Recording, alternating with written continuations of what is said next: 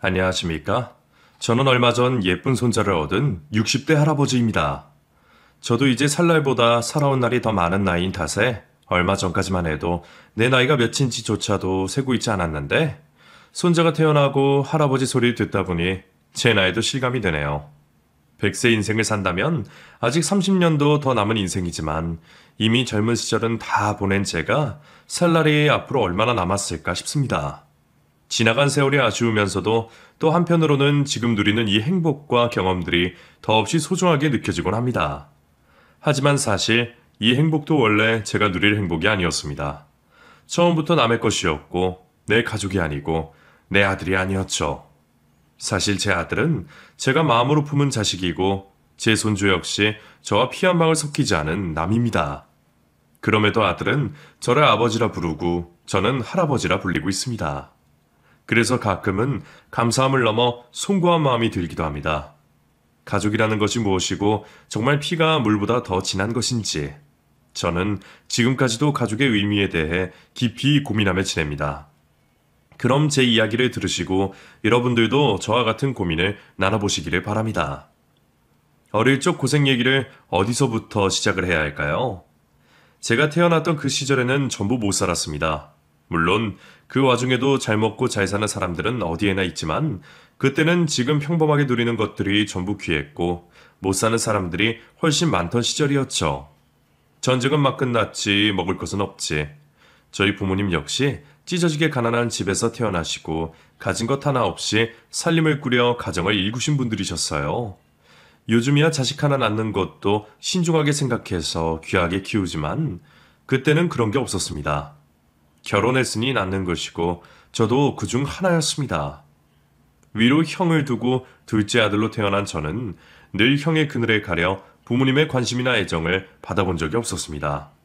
부모님은 없는 살림에 뭐 하나라도 생기면 좋은 것, 귀한 것은 전부 형에게 해주었고 저는 그걸 먼 발치에서 바라만 보고 자라야 했습니다. 형은 집안의 가장이라며 할머니며 부모님이며 전부의 사랑을 받았던 사람입니다. 너무 오냐오냐 자라서 그런지 몸이 너무 약할 정도였죠. 어릴 적부터 몸이 약해서 없는 살림에도 약지어 먹이고 귀하게 키웠던 형은 장남으로서 나서서 하는 일이 없었습니다. 밑에 동생들 챙기는 일도 모두 제 몫이었고 아버지 농사일 돕고 허드렛 일 하는 것은 전부 제 몫이었습니다. 그럼에도 부모님은 늘 형만 아끼셨고 저는 하는 만큼 하면서도 무시당하고 구박받으면서 괜히 섭섭한 티도 내지 못했습니다. 둘째로 태어난 게 일이 서러울 줄은 누가 알았겠냐마는 그래도 그때는 가족을 위해, 형을 위해 내가 희생하고 참는 것이 당연한 제 몫이라 생각하고 살 수밖에 없었고 원래 내 할 일이라 생각하며 묵묵히 견디는 수밖에 없었던 겁니다. 식구 많은 우리 집은 늘 끼니 한번 제대로 챙기기가 어려웠고 저는 20살 이전까지 쌀밥 한번 먹어본 적이 없었습니다. 어쩌다 흰쌀이 생기면 그건 전부 형의 몫이었지 제 몫은 아니었으니까요. 늘 옥수수나 보리나 섞어 먹던 탓에 한때는 흰쌀밥 원 없이 먹어보는 게 소원인 시절도 있었네요. 형편은 넉넉하지 못한데 식구는 많다 보니 그마저도 아껴 먹고 내 생일날에도 형 먼저 챙기시는 어머니 덕에 저는 늘 배불리 먹어보지 못했습니다. 그래서 체구도 작고 깡따구만 늘었나 싶기도 하네요. 그런 사정에 공부는 당연한 사치였습니다. 형이야 집안 일으켜야 할 장남이니 약한 몸에 약까지 먹어가며 계속 공부시킬 생각이셨지만 저는 중학교만 졸업하면 아버지 농사일을 배울 계획이었습니다. 나도 교복 입고 책보 들고 학교 다니고 싶었지만 제가 바랄 수 있을 만한 형편이 아니었죠. 그런 참에 어머니가 제게 생각지도 못한 말씀을 꺼내셨습니다. 저더러 남의 집 양자로 들어가라는 말씀이셨죠. 경보가, 너 그 집 가서 아들 할래? 그 집이 아들 집 나가서 죽고 대이일 사람이 없어서 아들로 들일 자식을 찾는다더라. 딱 네 나이쯤 됐으면 좋겠다 하는데 그 집 가면 공부도 시켜주고 물려받을 재산도 있다는데 너 학교 가고 싶다 그랬잖아. 어때? 안 좋겠냐? 공부를 시켜준다는 건 솔깃한 이야기였지만 아무리 미워도 내 식구, 내 가족이 여기 있는데 남의 집 가서 성 바꾸고 남의 아들 노릇한다는 게 참 마음에 내키지가 않았습니다. 제가 어머니 아버지 두고 어딜 가요. 저 학교 안 가도 되니까 그냥 집에 있을래요. 어차피 고등학교 가봐야 내가 뭐 대단한 일을 할 것도 아니고 공부는 형이 하고 나는 농사 배워서 아버지 도와야죠. 됐어요. 얘야, 경보가. 그게 그리 쉽게 생각할 만한 일이 아니다. 공부만 시켜준다는 거면 몰라도 자식 없는 그 집 가서 아들 노릇하면 나중에 그 집 재산 다 네가 받을 것인데 이것만 시켜준다면 무조건 해야 하는 일 아니겠냐? 우리가 너한테 뭐 물려줄 게 있는 것도 아니고 너 장가 갈 때 돈 한 푼 못 해줄 것인데 너를 위해서라도 우리를 위해서라도 가는 편이 좋지. 너무 쉽게 결정하지 말고 찬찬히 생각해봐. 제 걱정을 하시는 듯 했지만 결국 부모님이 바라시는 것은 제가 그 집에 가는 것이었나 봅니다. 입 하나라도 덜 생각이신지 아니면 제가 남의 집 아들 노릇하다가 다른 식구들 도움이라도 주기를 바라는 것인지 어쨌든 내심 제가 그 집에 갔으면 하시는 어머니 아버지를 보며 저는 차마 안 간다는 소리를 할 수가 없었고 저는 마지막까지 자식된 도리를 하겠다는 생각에 결국 남의 집에 양자로 들어가게 되었습니다. 그렇게 떠밀리듯 남의 집에 양자로 들어가 성을 바꾸고 그 집 자식 노릇을 하게 되었지만 생활은 제가 생각하는 것과 많이 달랐습니다. 가기만 하면 공부도 시켜주고 아들 대접해준다는 말과 달리 그 집에서는 저를 그리 반기지도 않았고 귀하게 여기지도 않았습니다. 그저 농사 짓는 집에서 일손 도울 아들이 없어서 아쉬웠던 건지 공부는커녕 하루 종일 일만 시키더군요. 그러다 보니 내가 이 집에 머슴살이 하러 온 것인지 정말 아들 노릇하러 온 것인지 모르겠지만 그래도 나중에 유산이라도 받을 생각에 저는 잘 알지도 못하는 그분들을 어머니 아버지라 부르며 그 집 아들 노릇을 열심히 할 수밖에 없었습니다. 어떻게든 참고 버티긴 했지만 참 서러운 시절이었습니다. 중학교 다닐 나이면 나도 철이 들 만큼 든 나이라 생각했는데도 가끔은 지척에 계신 부모님이 그리워 달려가고 싶은 마음도 자주 들었고 가기 싫다고 버틸 걸 그랬다는 후회도 들었습니다. 우리 집보다는 훨씬 나은 형편에 밥 굶는 일은 없었지만 눈칫밥이 꽁보리밥보다 못하다는 것은 겪어보고서야 알게 된 일이었습니다. 그래도 저는 오로지 우리 부모님 생각해서 그 집에서 눈칫밥 삼키고 힘든 일과를 견뎌냈던 건데 제가 그 집에 아들로 들어간 지 겨우 2년 만에 죽었다던 그 집 아들이 살아 돌아왔습니다. 새벽부터 식구들을 깨우는 대문 소리에 제가 달려나가 문을 열었더니 나보다 몇 살 더 많아 보이는 웬 부랑자가 집 앞에 서 있는 겁니다. 자기는 거짓골을 하고 있으면서도 나를 남의 집에 든 강도 취급을 하는 것을 보니 그 사람이 누군지 알겠더군요. 어머니, 아버지, 나 왔어! 하며 부르는 소리에 안채에서 양부모님이 버선발로 달려 나오셨고 저는 그 꼴을 또 먼 발치에서 지켜볼 수밖에 없었습니다. 결국 저는 그 집 친아들이 살아 돌아왔다는 이유로 또 한 번 쫓겨나듯 그 집을 나가야 했고 집으로 돌아간 저는 친부모에게서도 환영을 받을 수 없었습니다. 어떻게든 좀 붙어있지. 어쩌자고 여기로 돌아왔대. 그 집에서 필요 없다는데 어떡해요. 그리고 공부시켜주고 잘해준다 그러더니 그것도 쓴 거짓입니다. 나 2년 동안 그 집 소먹이고 농사일하고 그런 것밖에 안 했어요. 그래도 이 악물고 버티면 유산이라도 물려받을 줄 알았더니 여태 일 한몫도 안 쳐주고 집에 들어가라 하대요. 어차피 아직 호적 정리도 안 했고 내가 진짜 그 집 자식도 아니니까 내가 거기서 어떻게 버티고 있겠어요. 그렇다고 이렇게 오면 우리는 뭘 어쩌겠냐. 이제 너 지낼 것도 없고 너 먹일 여력도 없는데 아이고 참 돌아버리겠네. 사실 저는 그렇게 쫓겨나면서도 내심 기뻤습니다. 드디어 집에 돌아가는구나. 마치 지난 2년간 남의 집에 머슴살이 하다가 드디어 풀려난 기분이었죠. 하지만 정작 가족들이 저를 반기지 않았습니다. 불과 2년 사이에 전부들 나를 잊어버린 건지 나를 두고 어색해하고 나를 객식구 취급하는 겁니다. 부모 형제들마저 나를 그리 대하는 걸 보고 서러워진 저는 결국 집을 나오게 되었습니다. 집에는 서울 가서 돈 벌겠다고 말하고 이른 나이에 고생을 자처하게 됐죠. 그렇게 저는 18살 나이에 서울에 올라가게 되었고 그 후로 서울에서 터를 잡기 위해 별 고생을 다해야 했습니다. 돈도 한 푼 없고 연고도 없고 갈 곳도 없는 떠돌이 신세이다 보니 뭐 얼마나 잘 살았겠습니까? 매일 배골고 춥고 서러운 생활을 하며 그냥 버티는 수밖에 없었습니다. 그래도 버티다 보면 어떻게든 사라질 거라 생각하고 닥치는 대로 일을 하며 살았습니다. 굳은 일은 마다하지 않고 시켜만 주면 열심히 하겠다며 키 작고 마른 몸으로 참 열심히도 살았습니다. 그때 고생하던 이야기를 다 늘어놓자면 한참 될 테니 더하진 않겠지만 돈 아낀다고 공장에서 쪽잠 자고 생판 모르는 남들이랑 여간방 나눠 쓰고 마음 편히 잠도 못 자고 먹지도 못하고 그 몇 년을 겨우 버텼습니다. 그래도 제가 말했지 않습니까? 제가 깡따구가 있다고. 그래서 여기저기 쥐어 터지면서도 끈질기게 버텨냈고 결국 그 험하다는 서울에서 자리를 잡아갈 수 있게 되었죠. 그러는 사이 어느새 저도 결혼할 나이가 되었고 일하던 곳에서 소개를 받아 한 여자를 만나게 되었습니다. 그저 밥 벌어 먹고 살 궁리만 하다 보니 연애는커녕 여자랑 말 한마디 나눠본 기억이 없었는데 20대 중반까지 그러고 혼자 있는 제가 불쌍해 보였는지 같이 일하는 지인이 장가라도 가라며 좋은 여자를 소개시켜 준 것입니다. 지난 일이니 하는 얘기이긴 하지만 그 사람이 그리 미인은 아니었습니다. 눈도 작고 코도 납작하니 사실 귀여운 구석은 별로 없는 인물이었죠. 하지만 그래도 저는 좋았습니다. 내 농담에 웃어줄 줄 알고 커피 뜨거우니 시켜 먹으라며 다정하게 해주는 말이 참 좋았습니다. 평생 부모에게서도 그런 대접받지 못했던 저는 처음 느껴보는 누군가의 애정과 관심에 무척이나 행복했고 당장이라도 그 여자와 가정을 꾸리고 행복해지고 싶었습니다. 그렇게 만난 지 몇 달 만에 우리는 결혼을 하게 되었습니다. 저는 가족과 인연 끊고 지내니 고아나 다름없었고 그 사람은 일찍 부모님 돌아가시며 혈혈단신이었습니다.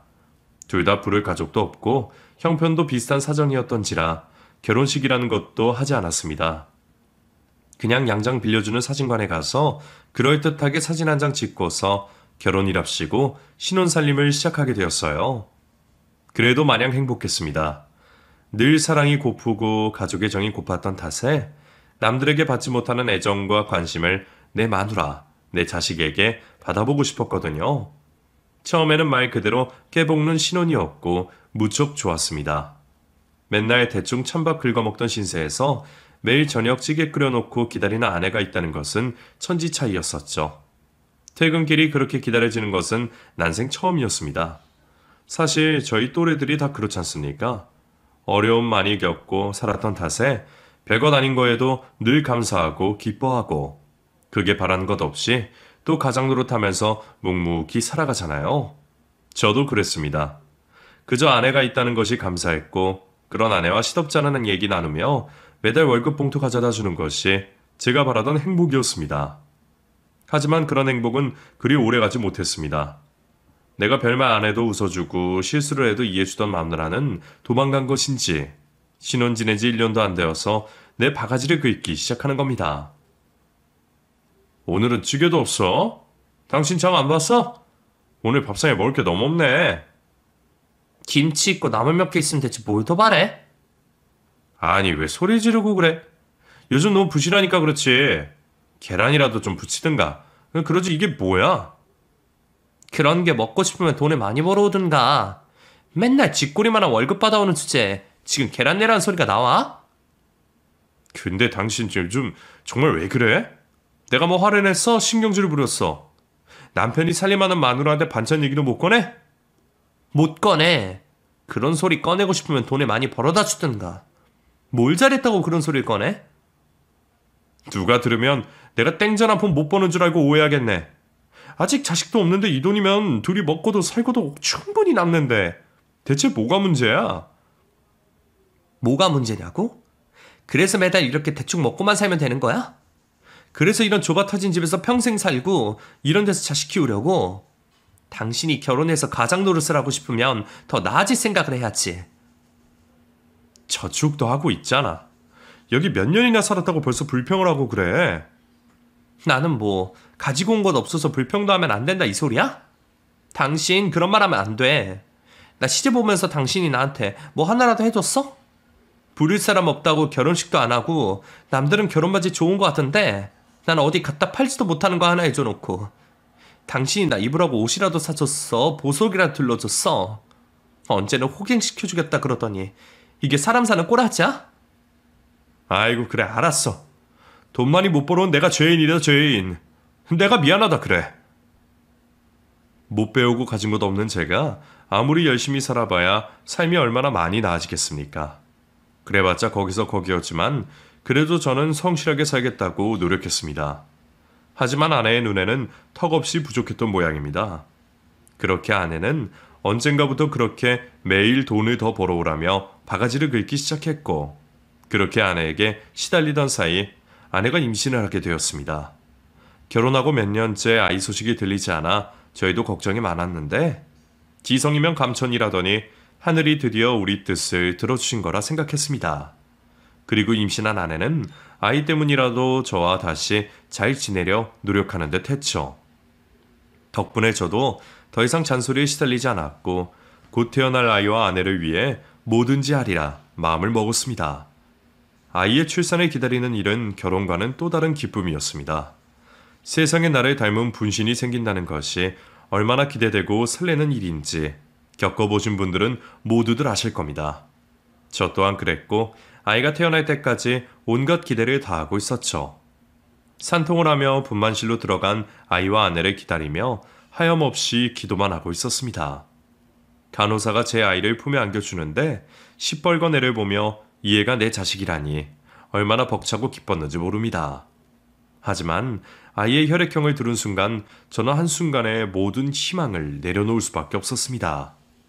제가 길게 배우진 못했다고는 하지만 공부는 참 좋아했습니다.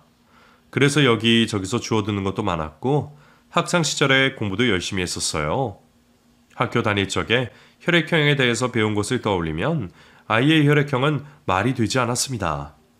불과 얼마 전에 우리 두 사람 다 병원에서 검사도 받았으니 우리 부부의 혈액형이 잘못되었을 리도 없었습니다. 그래서 제가 물었습니다. 여보, 당신 A형이고 나는 O형이잖아. 근데 우리 애가 왜 AB형이지? 뭐가 잘못된 거 아니야?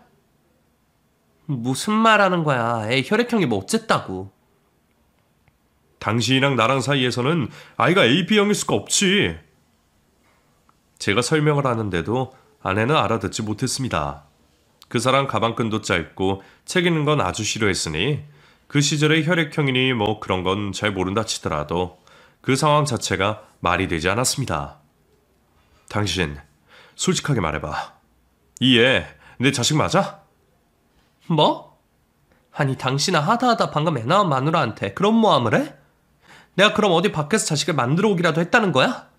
세상에 동네 사람들 이 남자 좀 보세요. 10달 품어서 개고생하면서 아들 낳아줬더니 낳자마자 남의 자식이라고 이상한 소리 하고 있고 그 놈의 피가 뭐 어쨌다는 건데. 아내는 처음에는 끝까지 잡아떼더군요. 그냥 우기면 내가 검사해보자 하지 못할 거라 생각했는지 절대로 그런 일이 없다며 저를 괜히 마누라 의심하는 냉혈한처럼 말했습니다. 저도 차라리 내가 잘못 알고 있는 거라 생각하고 싶었습니다. 아이가 태어나기를, 내 가정을 꾸리기를 얼마나 기다려왔는데 설마 그런 생각은 하지도 못했으니까요. 하지만 의사까지 나와서 혈액형이 이상하다는 얘기를 하고 결국 검사까지 하고 나서야 더 우기지 못했습니다. 그리고 뒤늦게서야 자기 잘못을 시인하고 제게 솔직한 사실을 밝히는 겁니다. 여보, 내가 잘못했어. 내가 미안해. 당신 정말 나를 두고 바람을 핀 거야? 대체 언제부터? 대체 누구랑? 여보 미안해. 내가 잠깐 돌았었나 봐. 그냥 잠깐 실수했던 건데 설마 남의 자식일 줄은 몰랐어. 그렇다고 이제 와서 이혼이라도 할 거야? 우리 그러지 말자. 애가 싫으면 보낼게. 우리 애는 또 낳으면 되잖아? 나 당신이랑 평생 살고 싶어. 나 한 번만 용서해주면 앞으로 아무 소리 안 하고 찍소리 안 하고 살게. 여보 정말 미안해. 한 번만 눈 감아줘. 제발. 심지어 아내가 바람핀 인간은 제가 모르는 사람도 아니었습니다. 우리랑 한 동네 살며 이웃사촌하던 쌀가게 사장이었습니다.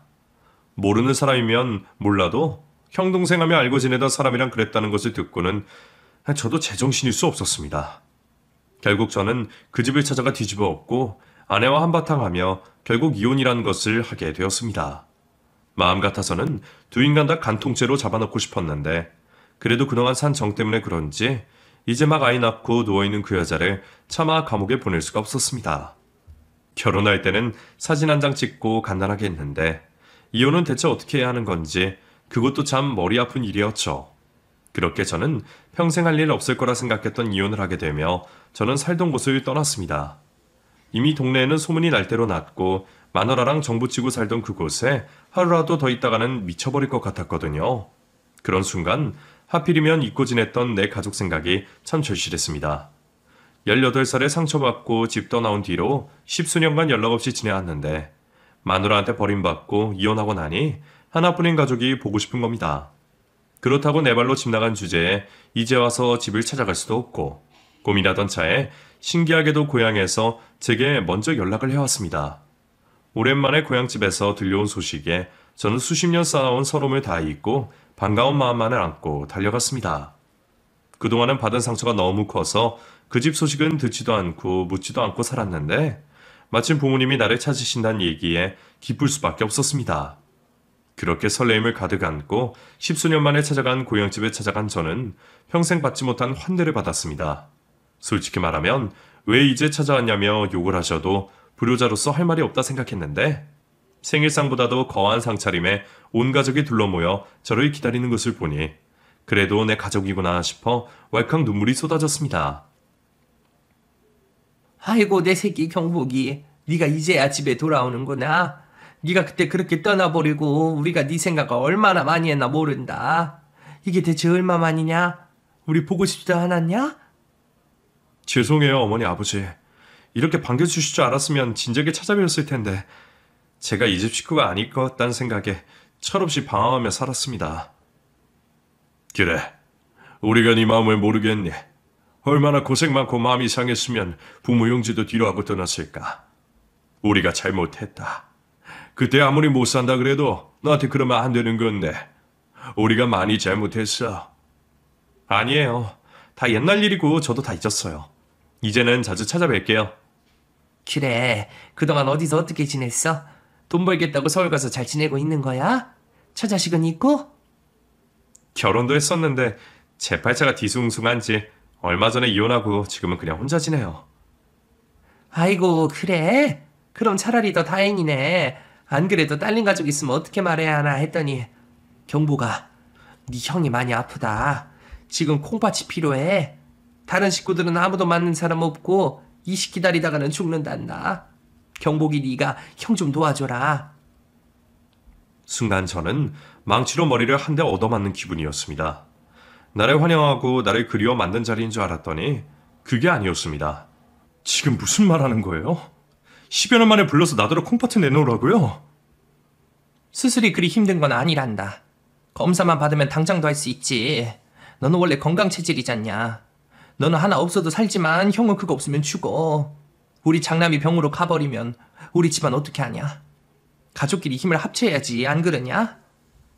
부모님은 저를 붙잡고 사정을 하고 계셨고 옆에 계셨던 형은 별말 없이 멀뚱히 저를 보고 있었습니다. 전부터 항상 그랬습니다. 나는 형을 위해 희생하고 양보하는 사람이고 늘 좋고 귀한 것은 형 몫이었죠. 그렇게 사람 취급 못 받은 세월이 지긋지긋해서 천륜을 끊었던 것인데 제가 그 사이 그걸 잊어버리고 제 발로 찾아왔네요. 그제서야 후회가 된 저는 밥상을 걷어차고 그 집을 나왔습니다. 그 와중에도 끝까지 내 손을 붙잡고 장남 걱정한 어머니를 보니 더 이상 화내낼 기운도 없더군요. 경보가 애미가 빈다. 제발 형 좀 살려줘라. 어? 그거 떼주면 나는 멀쩡히 사나? 나도 개고생하면서 아픈 거 다 참아내고 여태 버틴 건데 내가 여태 어떻게 살았는지 왜 이혼했는지 그런 건 하나도 안 궁금하면서 그놈의 장남 그렇게 쓸모도 없는 나는 사라져 줄 테니까 앞으로 나한테 연락할 생각 마세요. 가족들에게 치가 떨린 저는 다시는 고향으로 돌아갈 생각을 하지 않고 그 후로 쭉 혼자 지냈습니다. 좋은 기회를 얻어 재혼을 하면 좋았겠지만 제 사정 때문에 그럴 생각도 하지 못했죠. 나중에 알고 보니까 제가 불임이더군요. 그제서야 전처랑 있던 일도 생각이 들고 그렇게 헤어진 게 서로에게 다행일지도 모르겠다는 생각이 들었네요. 제가 불임이라는 것을 듣고 나서는 저는 재혼을 포기하기로 했습니다. 괜히 엄한 여자 데려다가 고생시킬 생각도 없었고 가족에게서 버림받은 주제에 내가 가족을 바라는 게 욕심이구나 싶었습니다. 그렇게 혼자 살기로 마음먹은 저는 혼자라도 어떻게든 먹고 살 생각에 그동안 모은 돈을 탈탈 털어 국밥집을 차리게 되었습니다. 왜 하고 많은 중에 국밥집을 차렸냐고 하시면 그냥 제 작은 바람이었다고 해야겠네요. 배 고르며 고생하던 그 시절에 국밥 한 그릇이 그렇게 먹고 싶었습니다. 그 시절을 생각하니 혼자 사는 내가 대단한 일은 못하더라도 국밥 장사하면서 배고픈 사람들에게 조금이라도 베풀어주고 마음 넉넉하게 살고 싶었습니다. 개똥 철학일지 오지랖일지 몰라도 말이에요. 그리고 저는 얼마 지나지 않아 그런 오지랖을 붙일 기회를 찾게 되었습니다. 매일 새벽부터 가게 일하며 밤늦게 들어가는 일상 중에 언젠가부터 근처에 어린애가 보이더군요. 원래 그 동네 아이는 아닌 것 같은데 이사를 왔던 건지 제가 시장 갔다가 가게 문 여는 시간이면 그 아이가 새벽 아침 이슬 맞으며 신문을 돌리고 있는 겁니다. 처음에는 애가 부지런하구나 그 정도만 생각했는데 낮이면 학교 가야 할 아이가 교복도 안 입고 낮에도 어디서 일을 하고 있고 저녁 늦게까지 돌아다니는 것을 보며 그때부터 이상하게 생각할 수밖에 없었습니다. 이제 겨우 열 몇 살 되어 보이는 학생이 어찌 나보다 바쁘게 다니는지 아이가 보통 아이처럼은 보이지 않더군요. 매일 길을 돌아다니는 그 아이를 눈여겨보게 된 저는 어느 날 우리 집 앞을 서성이는 그 아이를 불러 세우게 되었습니다. 식사 시간도 한참 지났는데 여태 밥을 못 먹은 건지 가게로 들어오지도 못하고 근처만 빙빙 도는 걸 보았죠. 예, 너 이리 와봐라. 예? 저요? 그래, 너 여기 근처 사는 애 맞지? 새벽에 신문 돌리고 몇 살이야? 16살인데요. 그럼 너 학교 다니는 아이 아니냐? 왜 학교도 안 가고 이러고 있어? 그냥요. 너 밥은 먹었냐? 안 먹었으면 이리 들어와라. 밥 먹자. 아이의 나이가 생각보다 많아서 좀 놀랐습니다. 보이기로는 더 어려 보였는데 아마 못 먹고 못 자란 게 아닌가 싶더라고요. 낯선 사람이 두려운지 말도 잘 못하고 쭈뼛 떼는 아이를 데려다가 따뜻한 국밥을 먹였습니다. 묻는 말에 대답은 잘 못하면서 국밥 말아주니 그건 또 잘 먹더라고요. 배가 많이 고팠는지 그 뜨거운 걸 쉬지도 않고 먹는 걸 보며 문득 제 옛날 모습이 떠올랐습니다. 남한테 기댈 줄도 모르고 도움 구할 줄도 모르고 그렇게 굶으며 살았던 그 시절이 떠올랐죠. 심지어 그때 내 나이보다도 어린 그 아이를 보니 차마 그 아이를 모른 척할 수 없었습니다. 저는 아이가 밥을 다 먹기를 기다리고 한참 뒤에 그 아이 사정을 듣게 되었네요. 알고 보니 그 아이는 참 딱한 아이였습니다. 다른 가족도 없이 아픈 어머니랑 단 둘이 지낸다는데 어머니가 병원에 계셔서 일을 못하시니 아직 학교 다녀야 할 그 아이가 어머니 대신 돈을 벌러 다닐 수밖에 없었죠. 어리다고 일을 잘 시켜주지도 않으니 그냥 이 일 저 일 하면서 겨우 생활비를 벌어 살고 있었답니다. 그렇게 해서 벌어봤자 자기 엄마 약값 내기도 빠듯하니 자기 끼니 챙길 여유는 없었고 일하는 동안은 그냥 굶다가 저녁 다 되어서 엄마랑 병원밥 나눠 먹는 것이 하루 끼니의 전부라는 겁니다. 아이 엄마는 상황이 많이 안 좋은지 아이가 굶고 다니는 줄도 모르는 것 같았고 아버지는 태어나기도 전에 돌아가시고 다른 보호자도 없는 탓에 아이 혼자 그 고생을 감당하고 있었다는 겁니다. 어쩌면 나보다도 기구한 사연에 저는 주책맞게 그 앞에서 눈물을 훔칠 수밖에 없었습니다. 마음 같아서는 내가 그 아이한테 돈도 쥐어주고 어떻게든 도와주고 싶었지만 사실 저도 혼자 겨우 벌어먹고 사는 주제에 남을 도울 만한 여력은 없었습니다. 그래도 음식 장사하는 사람이니 그 아이 굶지 않게 정도는 해줄 수 있었죠. 너 앞으로 점심때마다 여기 와서 밥 먹어라. 저녁도 먹고 싶으면 먹고 가고. 내가 뭐 다른 건 못 해줘도 그 정도는 해줄 수 있으니까 앞으로 아무 때나 와서 언제든지 밥 달라 그래. 왜 저한테 그렇게 하세요? 저 나중에라도 못 갚아드려요. 내가 설마 너한테 뭐 벗겨먹을까봐? 그런 거 아니니까 걱정하지 마. 사람이 힘들어도 밥심으로 사는 건데 배 곪고 다니는 것만큼 서러운 게 없어. 나도 굶은 만큼 굶어봐서 잘 알아서 그러는 거야. 사실 내가 국밥 장사한 것도 너 같은 애들 도와주고 싶어서 차린 거야. 내가 기부 같은 건 못해도 굶는 사람한테 밥은 대접할 수 있으니까. 나 조처가 오는 일이니까 부담 갖지 말고 와. 걔도 이래저래 마음고생을 많이 했는지 처음에는 내가 외상값이라도 달라 그럴까봐 걱정을 하는 겁니다. 그 모습을 보니 참 더 마음이 아프고 그래서 절대로 돈 받을 생각 없다는 각서까지 쓰고서 그 아이 밥을 먹이기 시작했습니다. 처음에는 눈치가 보이는지 많이 먹지도 못하고 그러는 것을 제가 혼내고 달래가며 억지로 밥을 먹였어요. 이놈아, 한참 그래가 그만큼밖에 못 먹어? 내가 네 나이 때는 밥에 3공기씩 먹었어.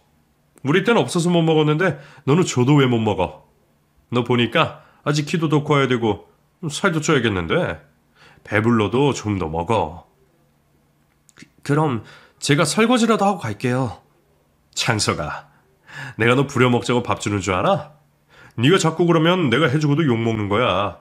나 정말로 너한테 바라는 거 없으니까 다른 소리 하지 말고 밥이나 먹어라. 감사합니다, 아저씨. 이 은혜 잊지 않을게요. 은혜는 무슨. 너 은혜 갚을 줄은 알아? 학교도 안 나온 놈이. 그나저나 너 학교는 그냥 그대로 안 다닐 생각이냐? 검정고시는 봤어? 아니요, 그냥 뭐 별 생각 없어요. 그러면 안 돼. 공부도 다 때가 있는 건데 아무리 네 사정이 빠듯하다 그래도 졸업장 있는 거랑 없는 거랑 천지 차이다. 학교 다닐 시간 없으면 검정고시라도 따놔. 아저씨가 책 사줄게.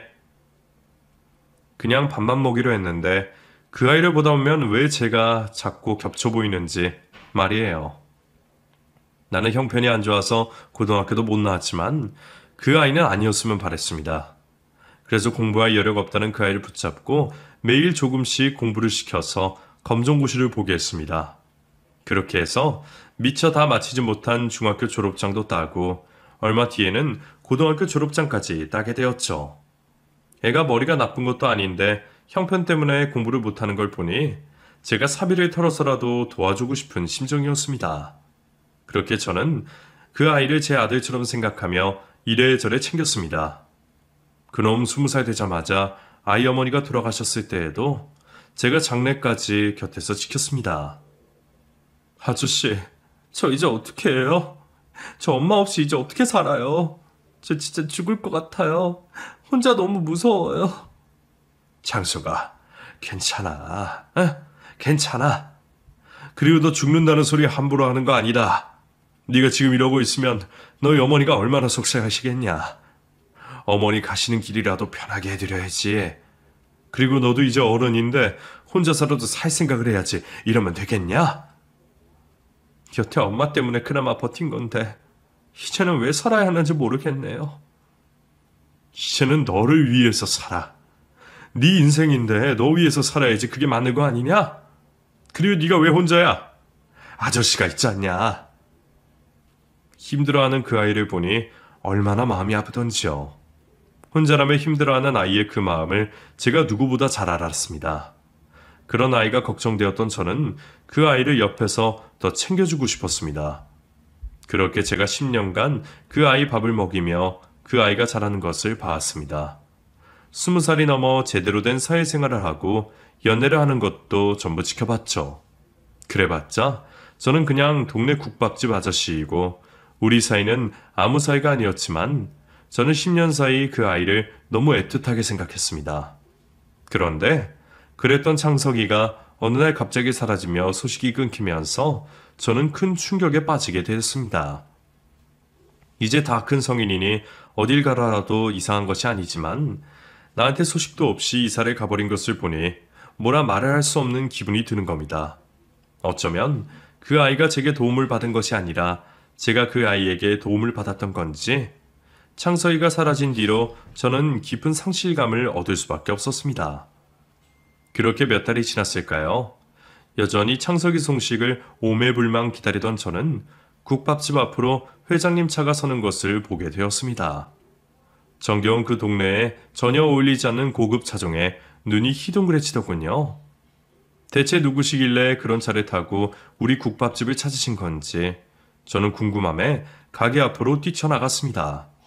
그런데 기사가 문을 열어주는 그 차에서 내린 것은 다름 아닌 창석이었습니다. 너무 놀라 입을 떡 벌린 제게 창석이가 저를 이렇게 말을 하는 겁니다. 아버지, 국밥 한 그릇 말아주세요. 창석아, 이게 뭐냐? 이거 네 차야? 예, 자세한 건 안에 들어가서 말씀드릴게요. 우선 들어가서 얘기해요, 아버지. 그러게 창석이에게서 듣게 된 이야기는 정말 놀라웠습니다. 오래전 얼굴도 보지 못했던 창석이의 아버지는 사실 부잣집 외동 아들이었답니다. 그 집에서 창석이 어머니를 반대했고 둘은 결국 헤어지고 창석이 어머니 혼자 힘들게 창석이를 키웠던 것이죠. 창석이 아버지는 창석이가 태어난 줄도 모르고 죽어버렸답니다. 그렇게 대가 끊긴 그 집에서는 나중에서야 창석이의 소식을 알게 되었고 조부모님이 돌아가시면서 창석이에게 전 재산을 상속하고 가셨던 겁니다. 그래서 그거 정리하느라 연락을 못 드렸어요. 너무 잘된 일이다. 세상에. 아니 그래도 연락 정도는 해주지. 네가 갑자기 소식도 없이 사라져서 얼마나 놀랐는지 말이야. 내가 진짜 가족도 아니라서 널 찾을 방법이 없더구나. 죄송해요.